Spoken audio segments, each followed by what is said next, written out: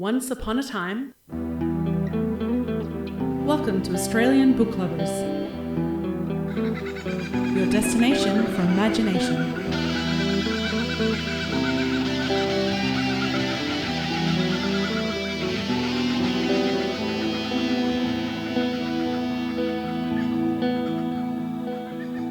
Australian Book Lovers acknowledges First Nations peoples and recognises their continuous connection to country, community and to culture. We pay our respects to elders past, present and emerging, and honour the sharing of traditional stories passed down through generations. We're committed to a safe and inclusive welcome for authors and readers of all cultures and backgrounds, including people of LGBTQIA+ communities and their families. Good evening, listeners. At ABL, our mission is to celebrate and support Australian authors. And here I am looking across for anybody who watches it on the video. I didn't have my notes ready. So our mission is not only to celebrate and share fabulous Australian and Indigenous authored books of all genres with readers around the globe. It's about finding fantastic resources and information for authors looking to write their first or next book. And what better resource than getting into the writer's room with some of those authors and asking them to share their experience.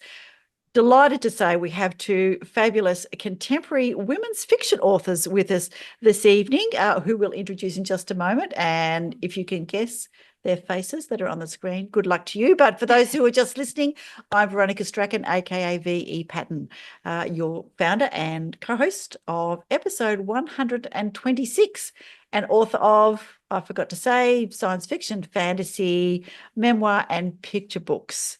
And my co-host... Yes, I'm Laurie Bell. I'm a science fiction and fantasy author, Friday Fictioneer, fantasy blogger, short story, and a bit of everything, really. And your co-host for today, coming yes, to you from Wurundjeri Woiwurrung country. As am I in the beautiful Macedon Ranges, beautiful Wurundjeri. Although I was on Jaja country doing a beautiful workshop with the fabulous people at work, and that's just as gorgeous. Lovely.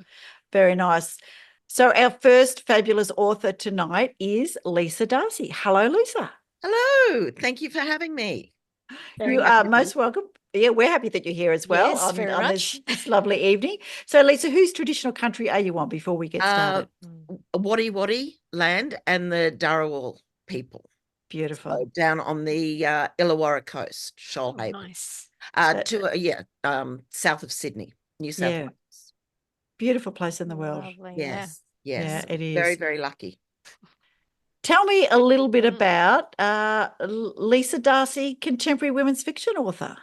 Yes, that's me. I originally started out using my own name, Lisa Heidke, and published 5 contemporary women's fiction novels with Allen and Unwin back in the day, between 2009 and 2015.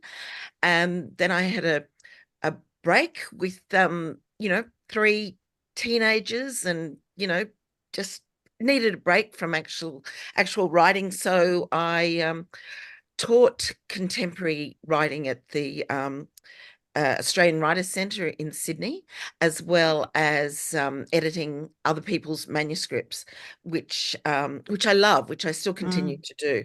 And that was really, I just found that it was still creative, but it wasn't me having to just go, oh my God, what am I going to write about now? What's the next book? What's the next big thing? Is anyone going to read it? Am I going to be able to write those 80,000 words? And then I came back to writing in about, probably, 2019, so probably, that 4 years where I just went, I want to be doing things again. I was fortunate to get a publishing contract with Bloodhound Books UK, which has opened a 4-book contract with them. Wow, fantastic. Which obviously has opened me to, and as much as I love Allen and Unwin, very Australia-centric, having an international publisher now, I'm far more exposed to the European market. And so I've just done my 4th novel with Bloodhound. It was released a couple of weeks ago, and it's called Christmas Actually. And in Which is print, very timely. which is very timely. How convenient that Perfect time. around the corner. Yes, and it's released in print, Kindle, and an audiobook. Yeah, Lovely. so That's fantastic. it's been great. Mm. Yeah. So, Lisa, I'm going to give people your official bio just to fill Yeah. them in a little bit. And you watch me trip over the Italian that you've got in your bio, so that'll be hilarious.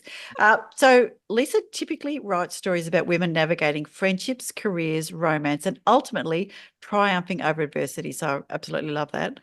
With several previously published novels under her name, as she mentioned, under Lisa Heideke. Her seventh novel, Lily's Little Flower Shop, was published by Bloodhound Books under her pen name Lisa Darcy, and has since been published in France as, wait for it, L'adorable boutique de fleurs de Lily, and in Italy as Il piccolo negozio di fiori. Oh, There's my yay. This is why I wanted you to do it, Veronica. You are amazing. Okay, now I Very get good. it. Yeah, She got that yeah. one over me. You Thanks, are Liz. amazing. All right. Well In done. 2021, My Big Greek Holiday was also published by Bloodhound Books and has since been published in Slovenia as Dopast vs. Richly. Should You Keep a Secret? That wasn't so good, was it? Should You Keep a Secret? Published by Bloodhound Books in April 2022. That was the ones that you referred to. Now, in April of this year, in fact, The Pact was published by Wings ePress. Her 11th novel is Christmas Actually. And yes, we are going to give you the blurb of that in just a moment. And as well as teaching creative writing at the Australian Writers Centre, presenting workshops and writing retreats, been on panels at RWA, which is the Romance Writers Australia, if I'm correct, GenreCon, and many Australian and international writers festivals. So, Lisa, a little bit of a hidden talent. So many things about you. Yeah, well, actually, in addition to publishing those two novels this year, earlier this year in April, I did a week-long, or facilitated a week-long writers' retreat in Tuscany, Italy, which was that must just have been hard to take. Nice. The things you do to suffer for your art. Oh my goodness. And I tell you, the weather, everything was perfect. The weather was gorgeous. The villa that we stayed at, so there were 10 women from all around the world, Germany, England, New Zealand, America, and Ireland. Not only were the people, the women in the group, just fabulous and all doing different things, there were 2 resident cats. So everyone was very happy about that. Perfect. Absolutely perfect. But it was good. It was excellent, and I'm hoping to do it again next year. So I'm sure we'll get messages sounds saying, like a please, marvelous how do we get in setting. touch with it? Yeah, it sounds like a marvelous setting for a rom-com. Yes. Right there. Well, yeah, I should do that. Set myself a goal for 2025. All right. Before we move on to our second guest, I'm just going to give people the blurb for Christmas Actually, which is Lisa's most recent publication. Yes. So, that's you. No, do you want to jump in? Yep. Oh, there's a copy. Excellent. Beautiful. So the blurb for Christmas Actually, every picture tells a story, but it's not always the ones we expect or remember. In this festive drama about family and forgiveness, Kate Cavendish, photographer, mother, sister, wife, daughter, friend, and pet wrangler. Not great in the kitchen or at wearing heels. I'm relating to Kate all over the place here. Like walking a tightrope, Kate's life requires focus and balance. She's also stuck in a rut. That is, until a former colleague contacts her and offers her a chance to fulfill a lifelong dream of becoming a successful photographer. But with her focus pulled in all directions by her children, her sister, her newly dating mother, and the niggling worry that her husband may be having an affair, Kate is filled with self-doubt. And with one tiny miscalculation, Kate's about to topple and bring her world and all who she loves crashing down. With airbrushed precision, Robin, Kate's heavily pregnant sister, is an Instagram darling, a bona fide social media sensation. Her posts Her posts photographed by Kate scream perfection and happiness, but Robin struggles to keep up to the images she posts. Despite Kate's concerns that her sister, increasingly trolled online, should consider her posts more sensibly, Robin is determined to prove she is living the perfect life, but at what cost? As the countdown to Christmas begins and memories of her childhood resurface, Kate's anxiety deepens, both personally and professionally. Can she move on from past events and rebuild her future? And can the power of social media finally stop hindering her family and help her create something successful? And Christmas actually is a snapshot of modern family life, addressing Instagram to motherhood and everything in between, which sounds absolutely brilliant. And as we Wow. said, very timely, we'll talk a little more. So Mm. we also have a second guest who's been very patient and Yes, very so quiet. So welcome to Dr. Bella Ellwood-Clayton. How are you this evening? Great, thank you. Happy to be Excellent. here, not downstairs making dinner for my teenagers who can make it themselves, really. Of course, it's one of the skills that we need to teach all our teenage children, well, all our children. So Bella, whose country are you on this evening? Wurundjeri people and the Kulin Nation, yes. Beautiful. So I'm in Melbourne. Excellent, excellent, Fantastic. excellent. So it would be a beautiful evening, much better than up anywhere near Sydney, Yes. wouldn't it? Yeah, Yeah. of course. Yeah, we have just had to get that one in for you, Lisa. So Bella, a bit of a combination of things. You didn't start life as a writer. Tell us a little bit about that before you launch into your official bio. Sure. Well, I have been writing poetry since I was about 12. And in Excellent. the meantime, with writing alongside, I've done quite a few different careers and explored the world, traveled a lot. I was a sexual anthropologist for quite a while and wrote a lot of columns for popular culture and did TV and radio. And then slowly, fiction, as it does, like a siren, sang to me. And now I'm totally obsessed. The last, I don't know, 15 years or so, I edit people's manuscripts. I write my own. I spend my evenings watching YouTube videos about craft. I just am obsessed. Help me, help me. And I think you were writing some bits and pieces for MX, the newspaper that was in Melbourne for a Yes, little while. I was reading you on the train every day into work, or that's I should say amazing. on the way home, because that's when it came out. That was so fun. Those were Yeah. really fun years. They were pre-kids, and I was sort of having my Carrie Bradshaw era. Lovely, lovely. Yeah, so I've always been writing, and I did do a book called Sex Drive in Pursuit of Female Desire, which was looking at women's libido across the life course. And I've always been writing poetry, short stories, and things like that. But yes, getting a novel published stole my soul, took an awfully long time, and I'm very proud to say it's finally happened. So unlike Lisa, I'm at the beginning of my novelist journey. But yes, very, very excited. Oh, that is lovely. We talked to Yes. Finnegan Krookemeyer on the episode before last, and he had the same thing. He was a theatre script writer. I'm going to get it wrong again, Laurie.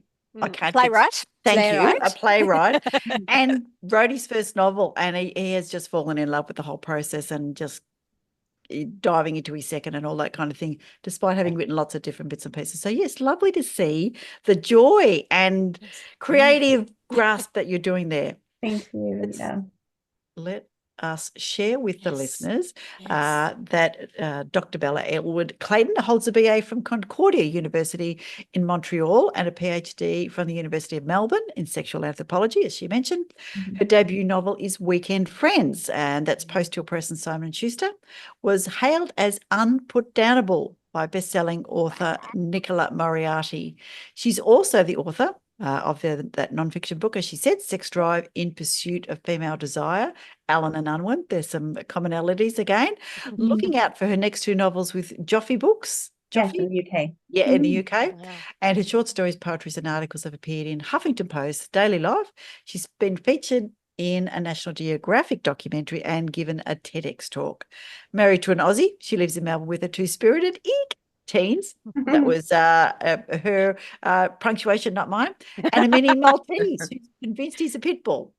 Dog syndrome. Yep. When not on her laptop, you can find her downward dogging, coaxing her offspring to go outside and randomly blurting out, "Oh, that's a good story idea."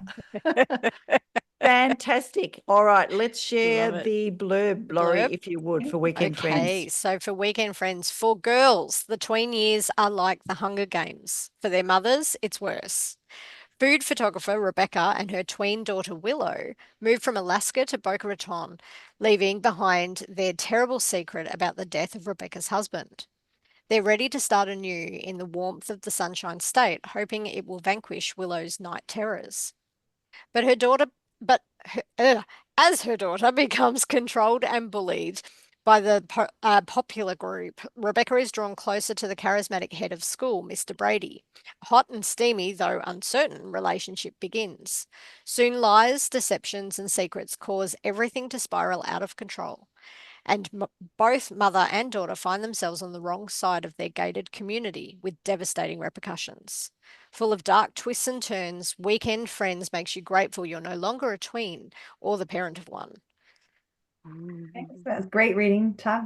Yeah. And I can vouch, it's fantastic. I've read Thanks. and really thoroughly enjoyed it, so I can definitely recommend it. Excellent. There's so many layers there that I can't wait to dive Yes. into. Yeah. All right. So before we kind of dive deep, let's give our listeners, I just hit my elbow on the chair next to me. Sorry, funny bone. Let's give our listeners that kind of a dry definition. So contemporary fiction, writing that is set in the present or recent past and explores the social, cultural, and political climate of the time. Pretty dry. I think that's also very broad. Women's fiction, an umbrella term for women-centered books that focuses on women's life experience, generally marketed to female readers and includes many mainstream novels or women's rights books. Distinct from women's writing, of course, which refers to literature written rather than promoted to women. So that's kind of the big box that it fits in, but it's such a broad spectrum of books just under contemporary writing and also just as women's fiction. There's also, I guess, an element of women in particular who say, why do we call it women's fiction? Isn't it just for everybody? Fiction. It's just fiction. Why do we have to Don't do label that? men's fiction if it's a man. Yes, Yes. Exactly. Yeah, that's that. So I think we've covered that one. Marketing. It's a marketing thing. As specifically, when publishers and their marketing people are trying to market books to bookshops and librarians, you've got your crime fiction, your sci-fi, your children's literature, your memoir, literary fiction. And you're quite right. You don't say men's fiction. They're normally either in crime or one of the other genres. And the same with chick lit, like you don't call it, well, you can dick lit when men write it, but it's just that it's just a it's a marketing term, but it's fiction. I think our writing would fall under the category of commercial fiction. Probably mine being more twisty, perhaps. And I'm not sure, Lisa, with a rom-com more angle. I'm not sure. I think there's sort of subgenres within that. So for myself, I would say I write twisty commercial fiction, and I'm actually starting to veer more into sort of a thriller light or domestic suspense or psychological thriller, but not quite. So relationships still very important, and the dynamic of dysfunctional families and things like that, and romantic relationships. Well, as you say, it very much picks up that genre that you end up writing into comedy, or whether it's thriller or that little bit of dark comedy or what have you. So it's more fitting into those genres rather than women's fiction. I think dramedy, Lisa, you described some of your work as, and I like that, bit of drama, bit of comedy, light. Yeah, exactly. And and like we've said, focusing on women and their relationships. So romance is one aspect, but it's really about the woman, and whether it's her career, family, colleagues, siblings, all of that sort of thing comes under that umbrella of women's fiction. And that emotional arc being central to the story, her journey from A to Z. Her journey, how she gets there. Yeah. Yeah. Absolutely. Yeah, fantastic. Absolutely. All right. I'm going to let Laurie dive in. She's got some great questions waiting for you. Oh, okay. Hang on. Now I have to find Oh, you one have of to my find them. All right. While Laurie's finding him, give me a nice, easy one. Favorite book as a Yes. child. Let's start with you, Bella. Mhm. That's an easy one for me. I loved Anne of Green Gables and and the films as Being well. set Series. not far from home. That's right, Canadian literature. And just what a character. I mean, it's Yeah. very hard to beat Anne. And actually, that sense in my book, Weekend Friends, of Anne's heartache over Diana when their friendship was severed, is played out in the book. And I am really looking at what happens to the intensity of love between women and friendships. And when they're broken, how much emotional pain there is there. So even Anne's portrayal of Diana, her heartbreak over Diana, is just like a classic take on that. Very good. Thank you. What about yourself, Lisa? Favorite book? Yes, after Enid Blyton and the Faraway Tree series. Yes. And the naughtiest girl in school. Oh, yes. Yeah. So, and then so really when I was probably 10 or 11, my favorite book was Watership Down, Richard Adams. So, yes. Yeah. And so sad. So sad. And I'd already begun my lifelong love affair with rabbits. I had them as pets. So that book really resonated with me and, has stayed with me throughout my life, really. Yeah. Beautiful. Yeah, lovely. Thank you.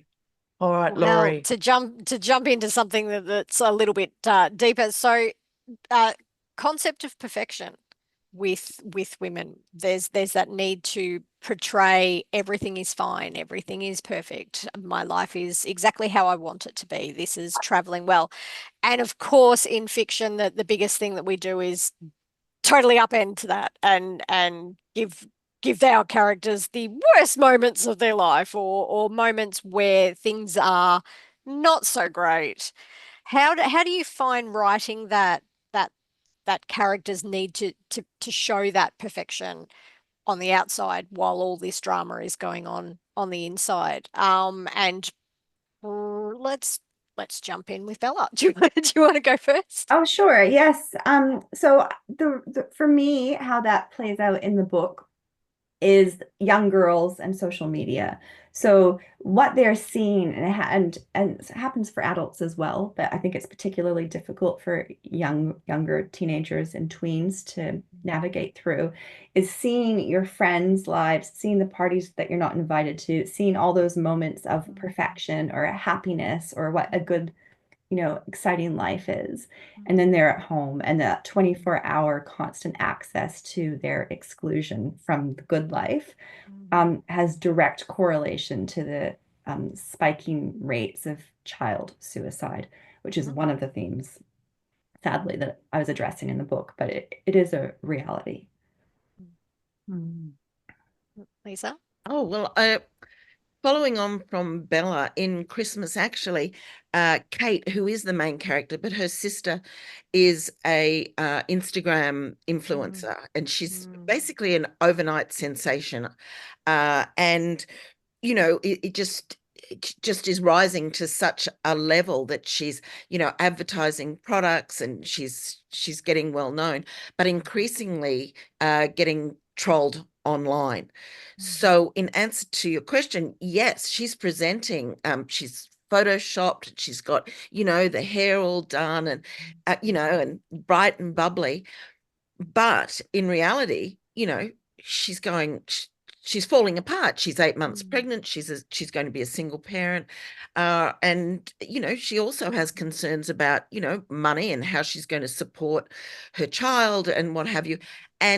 But of course, she's presenting this perfect life. So she's getting increasingly trolled on social media. And Kate, her sister, who is the photographer, who is taking the photos and, photoshopping out her blemishes, at the same time is going, well, Robin, you're getting trolled. Why don't you step back? You don't have the perfect life. And Robin's going, well, you're also a part of this, Kate. And meanwhile, Kate is trying to present this perfect image to everyone, and meanwhile she's struggling. She's got a newly teenage daughter, 13, who is also online and getting trolled and, you know, worried about her image.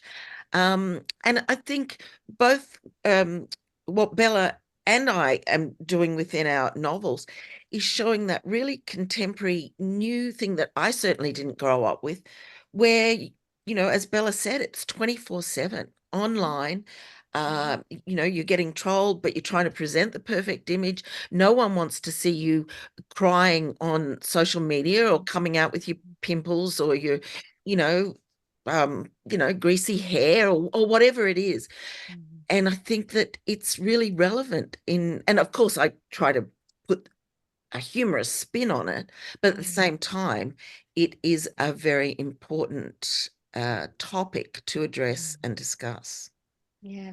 Yeah. I find that really interesting with that whole the concept of perfection, because it does seem to hit women more than anyone, and young girls particularly, but also middle-aged women and women who are going through so many changes and so many distractions and so many different life experiences, but there's this need to project, no, everything's fine, everything is perfect.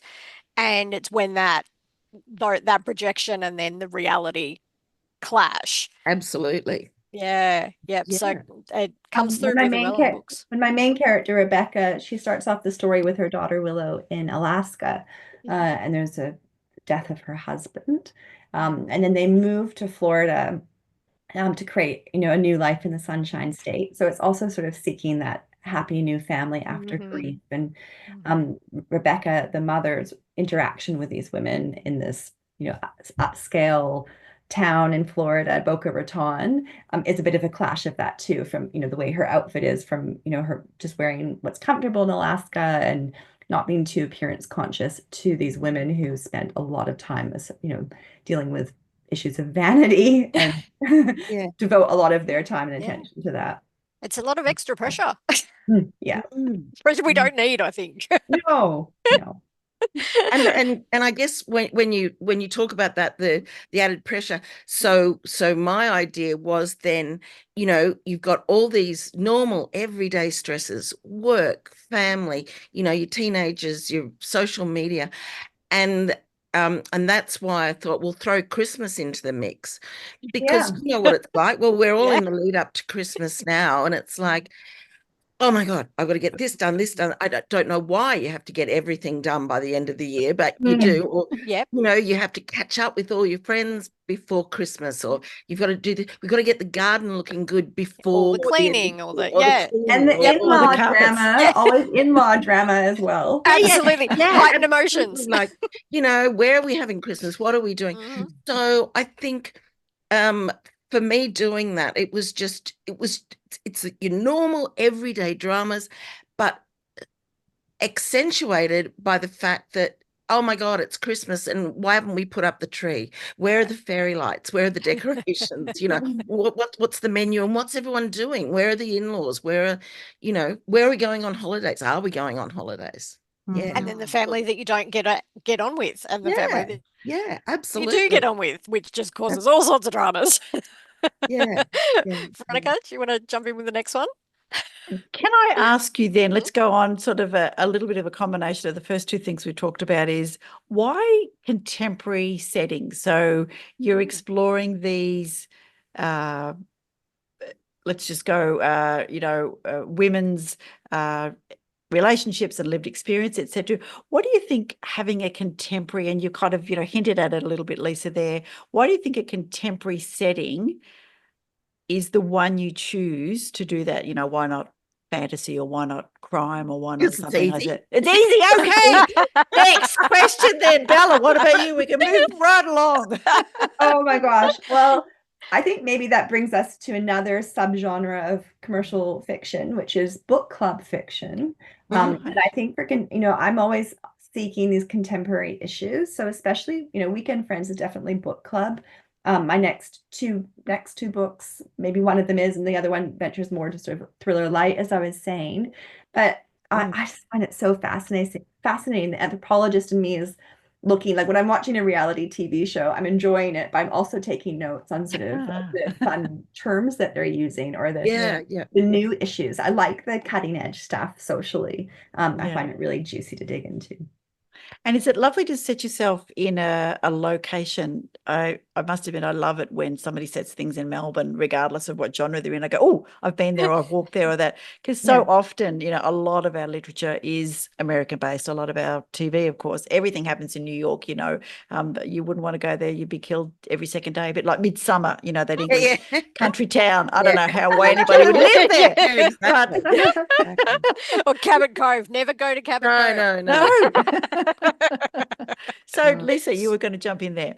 Oh, well, I was just going to say, yes, most of my books are set in Sydney, just because, it just happens. My big Greek holiday that you mentioned before, obviously, is set, well, in Santorini for 2 weeks. And my one prior to this, or one of the ones prior, Lily's Little Flower Shop. As I mentioned, I live 2 hours south of Sydney. And that book was about a corporate high flyer in Sydney who just misses out on her promotion and just snap decision, quits a job and actually moves 2 hours south to the coast and opens up a flower shop. I guess to a certain extent you write the thing, not that I'm a florist or, or play tennis or any of the other things my characters do. But for me, I guess I've got to try to make it some things, easier than others so that my research can be better spent working on things that I obviously actually do need to research.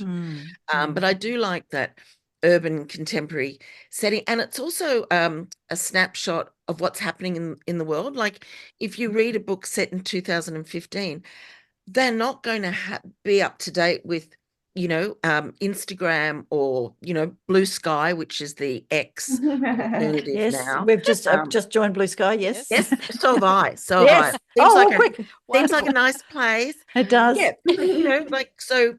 Whereas, and who knows what other social networks there'll be, in 2028 or, even 3 or 4 years down the track.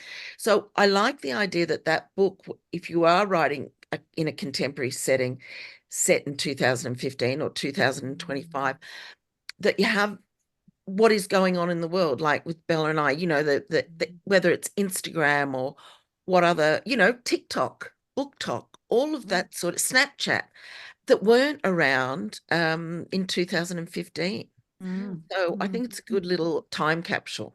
And for Absolutely. me, in terms of traveling and research and writing, I've just been in Melbourne for years and years and years. I haven't gone anywhere in ages. I've got my kids and I'm writing and doing developmental editing, so very busy. But it's just been amazing how I've been doing research for my books. The Weekend Friends, which I was saying is set in Boca Raton. I've discovered that on YouTube, many people do walking tours. So they literally put a camera on their head and spend 45 minutes or an hour, footstep by footstep, just walking through a town. And you can see all the people, you can catch the conversation. It's as though it's the best I can do from here as there. And I've had a lot of feedback from writers, from readers saying that they, from Boca Raton or nearby in Florida, that it felt so real to them. And my newest book, which is coming out in the end of April next year, The Swimming Club, it's set in Provincetown and Cape Cod.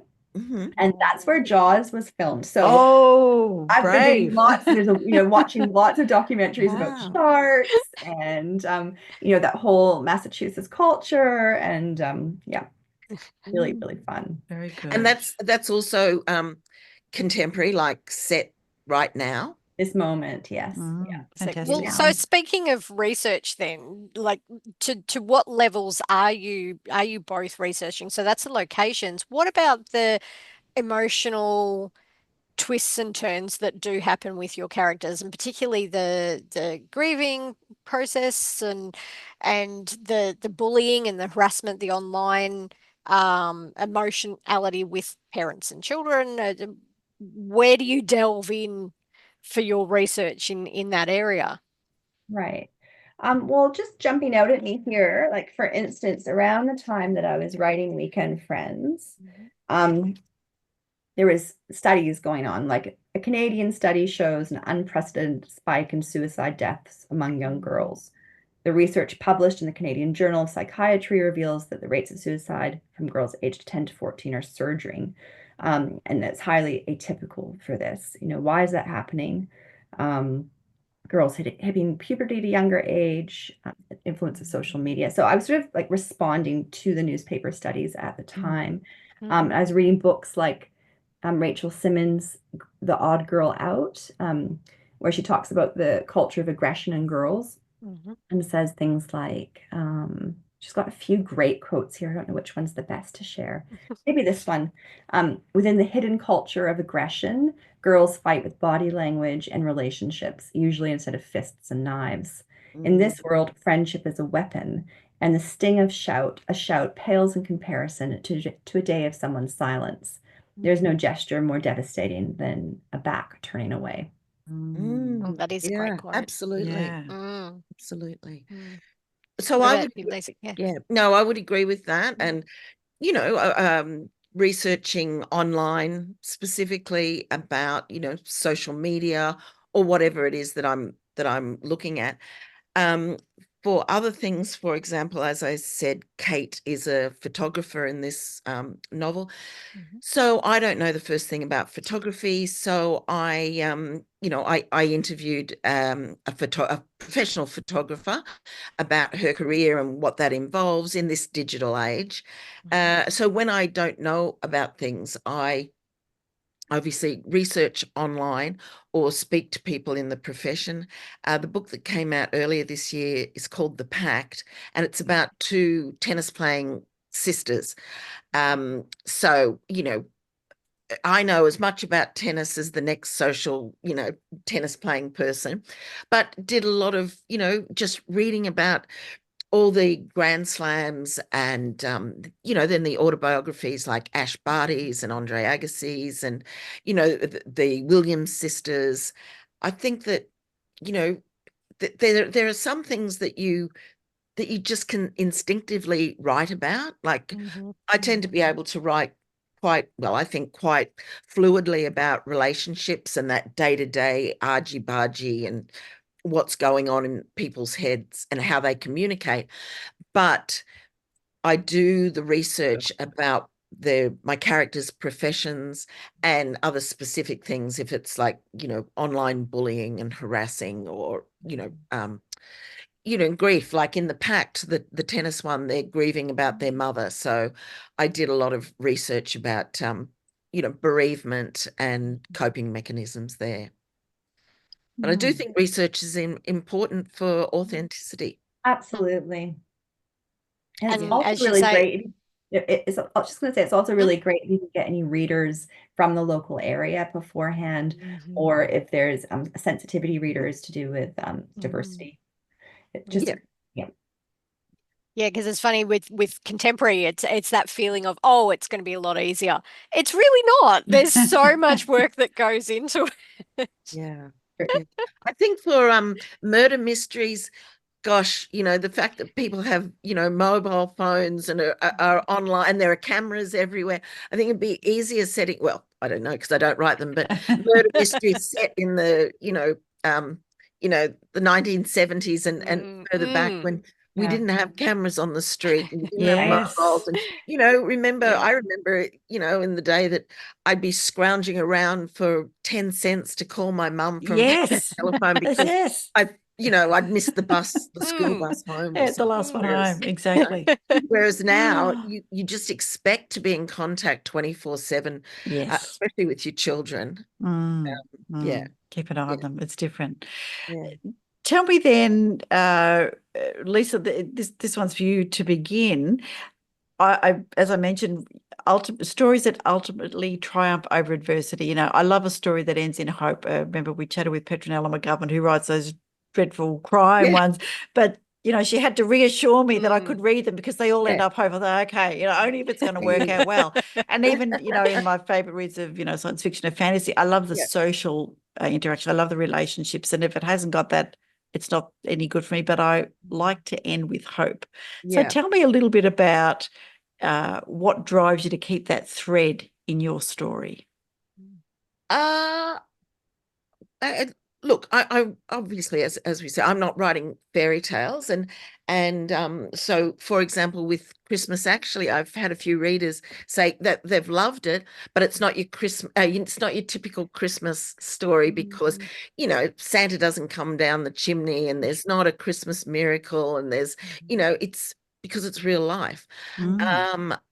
But in answer to your question, Veronica, I just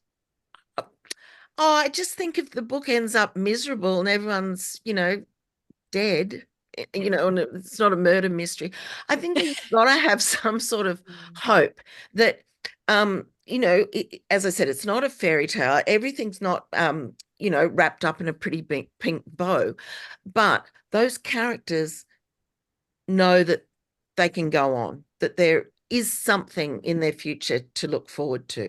It's not a bed of roses because real life isn't. And to a certain extent, I am trying to write real life.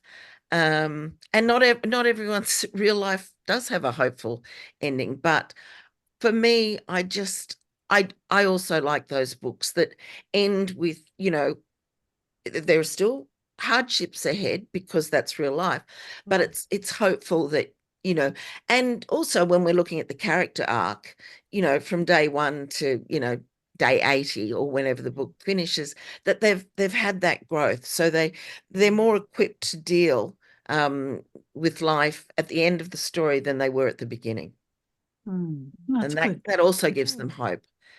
That's what I was going to say about the end there as well. I think the most important thing is, we're the architects of the story, and we need our main character to have learnt a lot. Yeah. I think that's my goal by the end. They've learned the lesson that I've orchestrated for them to learn. So relationships, if we're going to delve into relationships there, so we've got the mother-daughter relationship there with yours, with in Bella, and with Lisa, your siblings come through on, particularly in the pact. But do you find any elements of your own family lives creeping in there? How do you? I have issues with because I have sisters in my stories, and I've got a sister, and every now and then I think I've got to pull that away and not go there, particularly because she's probably going to read it. But but how do you put those relationships together and then really delve down into what makes them tick? Look, my three children are adults now, but I can tell you from the time they were tiny, especially during primary school and that early high school, I would just like eavesdrop on, and my books generally correlated, like, when I had young kids, Lucy Springer gets Eve, and she's got an 8-year-old and a 10-year-old. My kids were around that age when that book came out.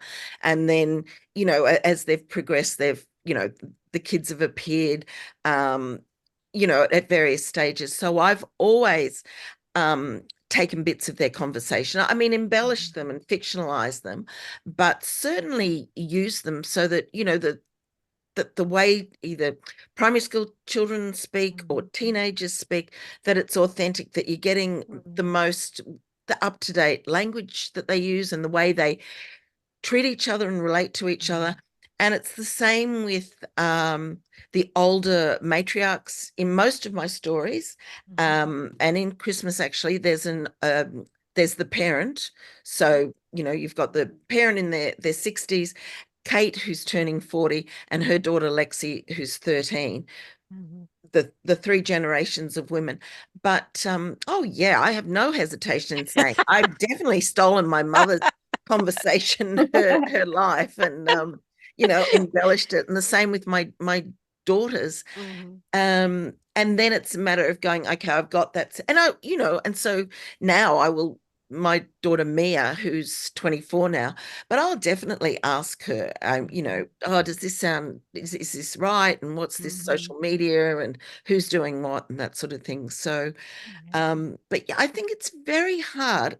Bella, I don't know whether you'd agree, especially writing contemporary fiction, that you're not taking from, your friends' conversations and your husband, the arguments you're having with your husband, or the good times as well. And the conversations that you have with your kids and your cats and your dogs, and bringing them in, when the cats are clawing on the curtains and your dog's at the door when you're trying to have an important conversation, Right. he's scratching at the door. All those things come into my stories because they're real and it's real life, and I think that makes people go, oh yeah, that does happen. Yeah. So relatable. Yeah. Bella? Yeah. I would share a lot of those sentiments. Weekend Friends was really a love story to my daughter at the time, and to sort of the young girls and the mothers in my community, because they were in primary school, and my daughter and her friends, there was so much heartache in the year. And when the young girls were having issues with each other, there was this maternal rage going on, sort of stuffed down between the mothers. And this is happening sort of collectively. So I was really fascinated with that double layer of frustration and women not being able to just express how they feel, and have a conversation about what the conflict is, why it gets suppressed, or exclusion, inclusion. So it was a love story that way, and some real things that really did take place appeared in the book. So there's a scene when Willow and her mom comes home from a hard day, and the daughter, who's I think 12 in the book, she's like, oh, come on, let's do yoga. And she's this little mini yoga teacher, and she's saying, oh, we're going to go through the galaxy like this and lift your arms.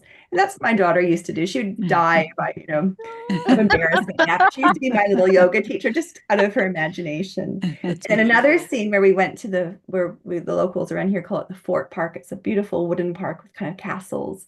I went there with my daughter and her friend when they were about just learning to read, really. And the most atrocious, disgusting thing you could ever imagine was spray painted up in this tower, just for little girls to see. The biggest nightmare a little girl could read. So that's in the book. So I definitely took moments of real life, and it does capture our time together then. It's already passed. She's already, 14 now. So it's a moment in time captured for sure. Yeah. So much older at 14 than they are at 12. That's right. Yeah. You won't cuddle me anymore. It comes back. I'm just going to say they do the dark times. Yes. My eldest is 36 now, and yes, we both laugh hilariously about the dark times that we had. So moving on. Yes. All right. And oddly, she's followed me into a very similar career, which she swore she would never do, but that's wow. What can I say? It does happen. All right. Bella, wanted to start with you, definitely for you, because Lisa hasn't been a sexual anthropologist. So let me just, do that one for you. So there's still time. Yes. True. Yes. True. We have multiple careers these days. We can do it if we like.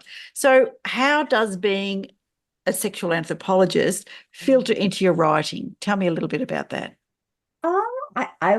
It'd be hard for me to find a piece of my writing, I think, that doesn't have a romantic subplot happening. So it's definitely part of my different protagonist's character arc. And I really like writing about sexuality. I like writing about it in a poetic way or a surprising way. I know all the academic stuff about falling in love and the endorphins that come. I can play that up. And also, the sexual kind of flatlands of a long-term monogamous relationship. So my main character, Rebecca, in Weekend Friends, has a healthy sex drive, and her husband for years hasn't been that interested. He loves her, he adores her, but he just isn't that interested in sex. So exploring issues like that, I know that I can, from an academic perspective, it's, accurate. But it's also just so much fun. The newest book that I'm working on, which is about trad wives, the opening scene at this Trad wives. Tell me what Treadwise is? Oh, it sort of originated on TikTok more or less, but it's sort of celebrating 1950s femininity, going back to traditional roles, and a lot of women saying, I don't necessarily want it all. I'd actually like to return to a simpler lifestyle and step back for a little while and take pleasure in smaller home-based things. So the first scene, if it stays like this, is a woman who's a tradwife. She's doing a post online, and then her husband comes in and they have sex very quickly, but it's all to display the power dynamics. And in such, a few sentences through their sex, you can really get an extremely strong read of what's going on psychologically. So sex reveals psychological closeness or distance in a really tangible way. Very good. Mm. Yeah. Lisa, can I ask then your early life, your early career before writing, what strengths or skills do you think you can see in your writing now? Well, I did journalism at university, but very quickly realized I didn't have the personality to be a reporter or at the time, had I realized that I could have gone on to work in magazines and do feature writing, it would have been a different story. But anyway, so I worked in PR for a long time. And then in my late 20s, went back to writing, and so actually did end up at ACP, Kerry Packer's magazines, working on practical parenting and bride to be. So sort of I've always been involved in writing. So I always knew that I really enjoy writing and writing stories.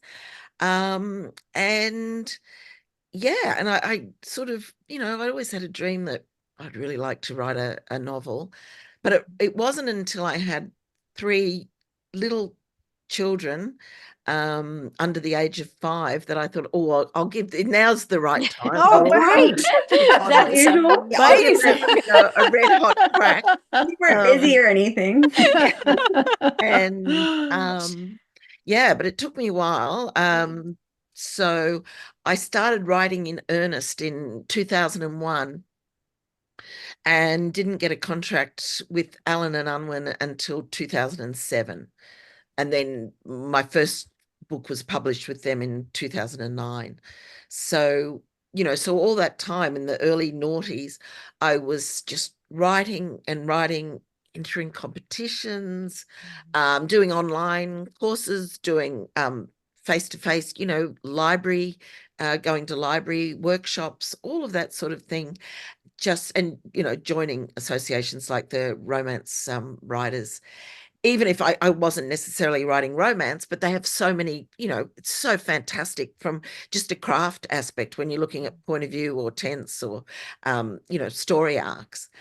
Yeah, and that's how it really developed. And so I would really say that what I would say to people who ask me now, I just go, you know what? It's perseverance, determination, it's experimentation, finding your voice. Because especially if you're wanting to write a novel length story of 80,000 words, there's no one sitting on your back, maybe your partner, maybe someone, but there's no publisher really sitting on your back going, come on, finish it, finish it, finish it. You've got to motivate yourself.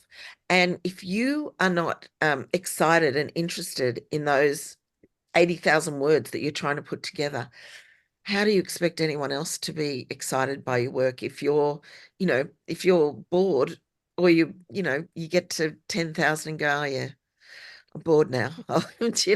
Well, maybe short stories or novellas are more your speed.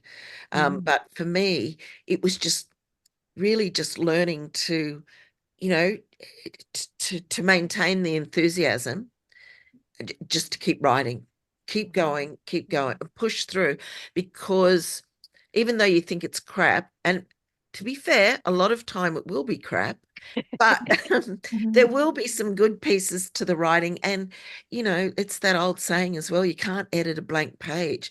If you've got writing on the page, at least you can look at it and go, oh, I can see where I can, go off on a tangent. I can work with these sentences, or, I'll put this aside and, work on something else. But it's really just starting and getting the words down on the page so that you've got actually something to work with, I think. Really good. Yeah. Sound advice. Mm. Very much so. Too, often with my clients, I help them pinpoint what their actual goal is, because for a lot of people, they might think it's a novel, but if they spend some time, perhaps it's, writing about a period in their life very accurately, and maybe publishing that memoir piece in some kind of journal. So they're published about something that they've experienced, or some learning that they've had from an adverse experience. Or maybe it's, their grandmother's recipes. They want to put them together in a beautiful book and then write stories about it. So being very precise about what the actual goal is. Yep. And then I don't tend to, if I'm starting with a newer writer, I suggest they start with things that they can finish, because a novel is a huge beast which can suck you in for a decade of your life. Easily. Easily. So if you're very new, definitely working on short stories, poems, opinion pieces, then you get the satisfaction of seeing a beginning, middle, and end, and understand the process of revising, because none of our writing starts off being that great. And it really is a skill to carve it. And that comes with practice. Definitely. Laurie, one more question. All right. Well, you're both very experienced in that editing area with the developmental edits and the fact that you edit others' work. How do you, with your writing, when you write, how different is that from that editing brain that you then have to switch into to go through the revisions? So with me, and Bella, I'm not sure of your process. So, but for me, what I try to do, and, being the oracle that I am, of course, I take my own advice. No, when I'm starting a new project, I'm a pantser. And what that means is I just basically, I've got a through line in my head, and I just try to write it as quickly as I can, getting basically that through line down, that skeleton written, whether that takes 3 months or what have you. But, writing it, and trying not to stop. Now, that is very difficult, but, I don't want to, as soon as you switch to editing mode, you're going, oh, cut that out. Oh, that's never going to work. Oh, that's never going to work. So what I'm trying to do with myself is just blurt it out and hopefully get around 50,000 words. Then I can come back and, because obviously I'm going to have to cut. I'm obviously going to have to do all those secondary plots. But for me, because of the way I work, I just go with that stream of consciousness thing. I've got friends who, will fill up whole walls with their, and like Bella's got in the background there, whole whiteboards with planning. So it's very meticulous, and it's all in their head before they do it. I've tried to do it that way. For me, it doesn't work because I get bored and I go, I already know what's going to happen. So, so that for me, I need to just blurt it out and then come back and finesse everything. Yeah, I'm quite different. So good. and more so these days, I don't even want to start putting a word down until my first sentence about the book has a bit of a bang to it.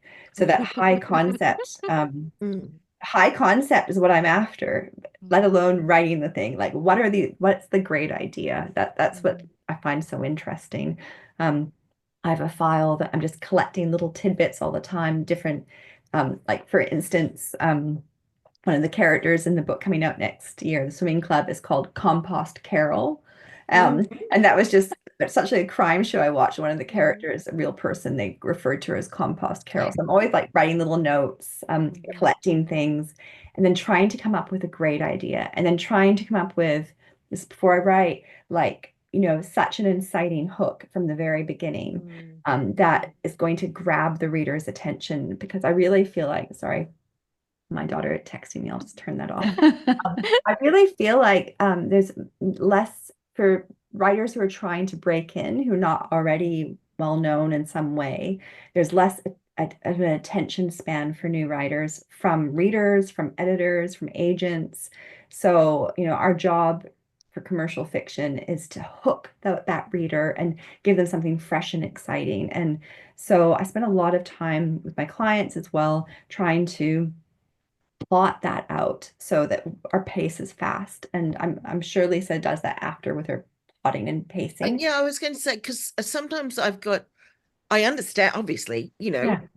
every whether it's a short story, a novella, or a novel, needs to have the hook. But yeah, I don't get that. I mean, for me, I don't. I work on that. That's the secondary thing that I work on. So it's fascinating. That's why, it's great that we're both on this together, because it's so different to how my brain works. Yeah. That's why I love to talk to writers in our writers' room, because we really, everyone's writing experience is different. Yep. And it's how we work best that works for us. But for new writers coming in, they've got to try all the different things, what works for them, find that. And I'd also like to flag, I have no affiliation, but I think Sarah Cannon on YouTube is a wonderful source for all new writers. She has a free just online thing called How to Write a Novel in 7 parts or something. And whenever my husband's family's in Adelaide, whenever we drive over to Adelaide, I listen to the whole thing, the whole way there, and the whole thing again on the way back, just to remind myself about all the things that you want to hit, ideally for commercial fiction. So is it Susan? Sarah Cannon. Sarah Cannon. Yeah, Sarra Cannon, and she's a Heart Breathings YouTube channel with wonderful writing resources there. So I think my process, if I had more time, it would be a bit slower. Like the next book that I have due is due in 5 months or something ridiculous. So I'm plotting it all out, and I need to. How long have you been working on it then? No, I haven't worked on it long at all. No, I can't believe it. It's due in 5 months. Oh no. Yeah, so I need a plot. I need because there's a lot of crime in this one as well, and murder and red herring. So you know what's going. You sort of know. I've had to figure it out. I've spent today actually and yesterday just nonstop thinking about each character and what their motive could be and who would be the best killer in the situation. And I've just decided on who it is. So it's arduous. I much rather just write a scene and get in there and lose myself. I'm much happier doing that. But because of the time limits, I've got to figure it out at least and see. The story, of course, can change as soon as we get in there, as it does. Yeah. There's lots of magic in that. But yeah, going in armed with a plan. Well, we better get you off the podcast and back to your writing. Back to writing. So just before we go, Lisa, why should our listeners pick up Christmas Actually? Oh, because not only pick it up, but buy it. Yes. Or borrow it from the library. Yes. Yes, or borrow it from the library. Perfectly happy with that. Because you know why? You will realize that your life is much better than Kate's in the lead up. But even though you think you're disorganized and you're arguing with your sister and your children and your pets are driving you crazy, then you read all about Kate Cavendish's life and you'll realize that, hey, you know what? We're not traveling too badly. But yeah, and remember though, it's real life, but it's hopeful, and and good things do happen in the story. Fantastic. Thank you. What about you, Bella? What can you entice your readers? I'm enticing you with this. I think it's a pretty cool exploration of complex female relationships. So grandmother, the mother, the daughter, the female tween drama and how the mothers are impacted by that, and a pretty racy relationship with the principal, which I think can be fun to read and see what they get up to. So don't read it on the beach, or do read it on the beach? Sure, you can read it anywhere. That's fine. Well, that is absolutely delightful, and we are a little bit over time, but thank you so much to Lisa Darcy, author of Christmas Actually, and to Bella Ellwood-Clayton, author of Weekend Friends, and of course, many more things.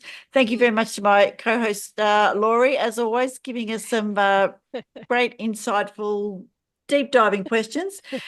Remember to read more Aussie Aussie books. books. Fantastic. Thanks so much for your time. Thanks, you. everyone. Bye. Bye for now. Let's meet again. Where magic happens.